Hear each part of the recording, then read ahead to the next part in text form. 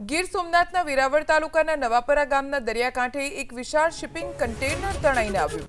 સ્મશાન નજીક કન્ટેનર દેખાતા સ્થાનિક ગ્રામજનોએ તરત જ પ્રભાસ પાટણ પોલીસને જાણ કરી। પોલીસનો સ્ટાફ સ્થળે પહોંચ્યો અને નિરીક્ષણ કર્યું। ઘટનાની ગંભીરતાને જોતા કસ્ટમ વિભાગને જાણ કરવામાં આવી। કસ્ટમ વિભાગની ટીમે સ્થળે પહોંચીને કન્ટેનરની તપાસ હાથ ધરી। પ્રાથમિક તપાસ મુજબ આ કન્ટેનર સમુદ્રમાં પસાર થતા કોઈ કાર્ગો શિપમાંથી ખરાબ હવામાન, ઊંચા મોજા કે અન્ય કોઈ કારણોસર દરિયામાં પડ્યું હોઈ શકે છે। ત્યારબાદ દરિયાઈ પ્રવાહ સાથે તણાઈને આવ્યું હોવાની શક્યતા છે। કન્ટેનર ખાલી હાલતમાં મળ્યું અને તેના કેટલાક ભાગો તૂટેલા પણ જોવા મળ્યા। જો કે તેમાં કોઈ શંકાસ્પદ વસ્તુ નથી મળી। સુરક્ષાના ભાગરૂપે કસ્ટમ વિભાગ કન્ટેનર પર દર્શાવેલા નંબર અને અન્ય ઓળખ સંબંધિત વિગતોના આધારે તે કઈ શિપિંગ કંપનીનું છે અને કયા જહાજમાંથી પડ્યું તેની તપાસ શરૂ કરી છે। પ્રાથમિક તપાસ મુજબ આ કન્ટેનર સમુદ્રમાં પસાર થતા કોઈ કાર્ગો શિપમાંથી ખરાબ હવામાન, ઊંચા મોજા કે અન્ય કોઈ કારણોસર દરિયામાં પડ્યું હોઈ શકે છે।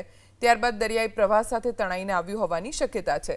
કન્ટેનર ખાલી હાલતમાં મળ્યું અને તેના કેટલાક ભાગો તૂટેલા પણ જોવા મળ્યા। જો કે તેમાં કોઈ શંકાસ્પદ વસ્તુ નથી મળી।